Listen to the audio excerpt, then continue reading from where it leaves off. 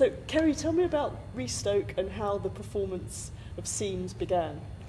Okay, so RESTOKE, a local immersive and participatory performance company, and the collaboration with them came about through a historian, I think a friend and colleague, Ben Anderson, who approached them with the idea that they might put something on to coincide with the Social History Conference, which Keele is hosting.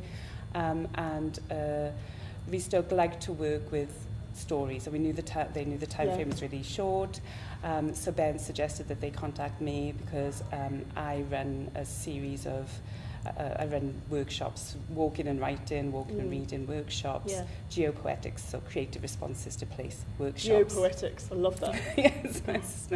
Yeah, so I work in English and creative writing here at Keele, and I run these occasional workshops. And in 2016, I ran a workshop at Silverdale Country Park. Silverdale's a former mining village just close to Keele, to commemorate the 50th anniversary of the Aberfan disaster. October 1966, when a spoil tip collapsed on an infant school in the village of Aberfan, killing most of the people within it, so 116 children, 28 adults. I'm from the region, as you can probably tell from my accent, but I also have a very personal connection to that story in that my aunt is a disaster survivor. She doesn't really like to talk about it because, like many people who've lived through a traumatic event, she'd like to forget about it.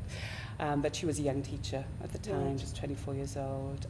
My aunt Ceri Morgan apparently got herself and the children in her class out through a window. So I just wanted to kind of make something beautiful to commemorate that event. So I had a little bit of institutional funding from the Community Animation and Social Innovation Centre, CASIC, and ran like an hour's workshop, which was attended by some undergraduates, some postgraduates, some faculty, and then 2 parish councillors, a former miner and his wife, and an archivist, and we just walked around Silverdale for about an hour. I did an informal oral history interview with the former miner and his wife. So like a walk and talk, geopoetics in action, right? And then those of us who wanted to wrote texts, or my friend and colleague Nick Bentley composed a song based on that workshop. And we had a little exhibition at Silverdale Library last year with a launch with readings and so on. So then RESTOKE had some material that they could work with from the start. They sort of responded to those texts and stitched together a show with dance and performance elements and song and music. Stitched together is an understatement, I think, because I no doubt it was stitched together, but what an output and what a result. I mean, it was incredibly moving and wonderful to watch. And how did you recruit the cast? That was down to RESTOKE. So RESTOKE always work in this participatory way. They sent out a call for participants. Right. So they work with some professional dancers and singers regularly. And then they send out calls for community volunteer participants, saying that some of those work time and time again with RESTOKE, so some of them are themselves professional or semi-professional, so there was at least one dance teacher involved. And many had taken part in previous RESTOKE productions. It's just as they walked on to the front of the stage, and just seeing the variety of people involved, and it really looked like the community coming on stage. It had that wonderful kind of grounded feel about it, I think.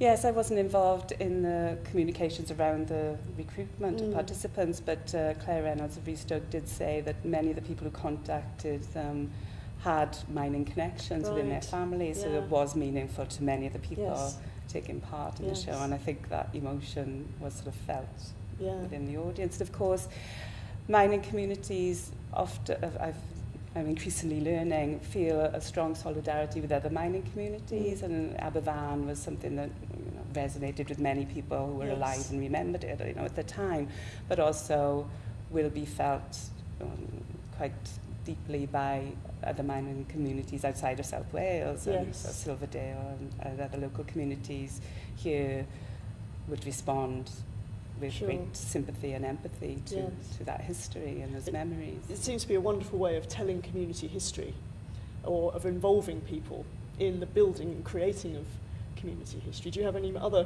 projects in the pipeline? Are you going to extend SEAMS? Yeah, I'd like to. I'm actually work on literary geographies, but I am very interested in working class labour and striking practices, and I'm very aware, obviously, as somebody from South Wales, that this last generation of miners will be the last generation in this country who will have worked, deep underground. So I would like to do. I'd like to recruit actually some oral historians to a bigger project where we might work with several mining communities across the country and capture people's working and striking memories. And I'd really love to do a kind of coffee table book in a way with some lovely photographs, excerpts from interviews and creative texts all together. And of course we would like, and RESTOKE would like to grow the project to increase the community element because we didn't have enough time. We only had 4 days of full rehearsals. I couldn't believe that when I saw it or heard that. Unbelievable. And they, in an ideal world, would like to have more stories from the community participants themselves. Well, we have a conference every year, so if you want to come back next year and give us part 2, we'd be absolutely delighted to host you. Thank you. Yeah, because it's such an important part of what the Social History Society does. Community history, academic history, independent history, archive-based history. That's really what we're trying to do, is sort of spread the reach, really, of a shared history. So thanks very much. Thank you.